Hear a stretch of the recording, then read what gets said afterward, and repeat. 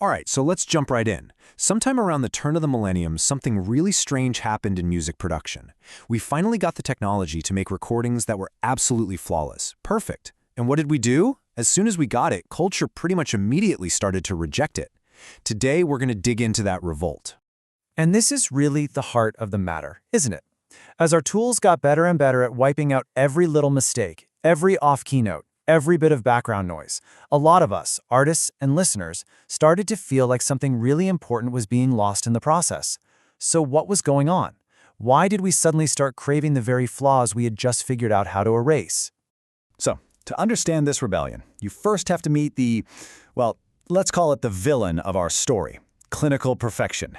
Now, this isn't about a musician just nailing a performance. No. This is about a performance being digitally scrubbed so clean that all the humanity is gone. It's technically flawless, sure, but it can also be emotionally, well, kind of sterile. Okay, so how on earth did we even get here?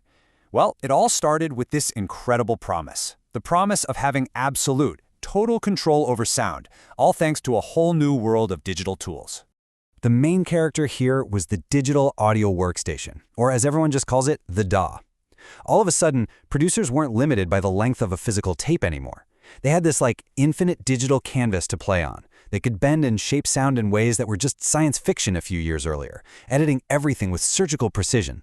And this control it got incredibly specific. You had quantization, which could snap every single drum hit to a mathematically perfect grid. You had auto-tune, that auto-tune, which could make it basically impossible to sing a wrong note. And you could get what's called a zero noise floor, this totally unnatural, absolute silence, where in the old days, you'd hear the hum of an amp or the gentle hiss of tape. And what's wild is that almost immediately, the first little rebellion started brewing. Artists and music lovers started looking backwards, chasing the ghost of a sound they felt was just disappearing. In the early days of digital recording, people would use words like cold or brittle to describe the sound. It just felt like something was missing. But when they thought about old analog recordings, the words were always warm and organic. And here's the kicker. That warmth? A lot of it actually came from technical imperfections, like tiny bits of distortion. And this brings us right to this massive concept of analog warmth. Really, it's just the sound of old technology working hard. It's the nice-sounding compression you get from hitting a tape machine just right, or the rich overtones from a tube amp. Technically speaking, these are flaws in the audio signal, but culturally, they became the very thing we decided we loved the most. If you want a perfect example of this, just look at the vinyl revival. Let's be honest. Technically, a vinyl record is a much worse audio format than a high-res digital file. But in this new age of clinical perfection, all its flaws, the surface noise, the pops, the crackles, they suddenly became features. They were signals of authenticity. The simple act of putting a record on a turntable became this physical ritual, a way of pushing back against the invisible, sterile world of digital streaming. So, while some people were spending thousands of dollars on vintage gear to get that analog warmth back, a whole other movement went in the complete opposite direction. They just embraced cheap, messy, low-fidelity tools because they wanted to prioritize raw emotion above all else. And this created this huge divide in sound. It's really a stark contrast. On one side, you've got the professional studio obsessed with getting everything perfectly clean. And on the other, you've got bedroom pop, where being messy is kind of the whole point. It's about trading high fidelity for emotional vulnerability, leaving in the background hum or the sound of the room. It's about choosing unpolished reality over polished production. And this was the huge cultural shift. All of a sudden, bad meant honest. If a recording sounded a little rough around the edges, maybe you could hear a chair creak or the hiss from a cheap mic, it just felt more authentic. That imperfection was like proof that there was a real human being on the other end of the recording. This whole movement completely flipped the script. It basically suggested that maybe that multi-million-dollar studio, maybe that flawless sound, was actually a barrier. Maybe raw emotion, captured on whatever gear you had lying around, was the most important thing for actually connecting with people. And finally, we get to the rhythmic rebellion. See, the fight against perfection wasn't just about sound quality. It was about the very pulse of the music, the groove itself.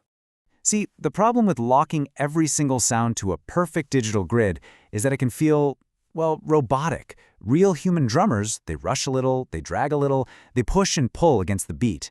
That subtle human imperfection is the groove. It's the secret sauce that makes you want to move. And digital quantization was just wiping it out. Now, this part of the rebellion was led by absolute legends, like the producer Jay Dilla. His beats are famous for being completely unquantized. They have this amazing swing to them, this lazy, lagging feel that people describe as being almost drunk. It just felt so deeply, undeniably human. And a whole generation of producers started chasing that same feeling. And this all leads us to what is maybe the biggest irony in modern music production. I mean, look at this.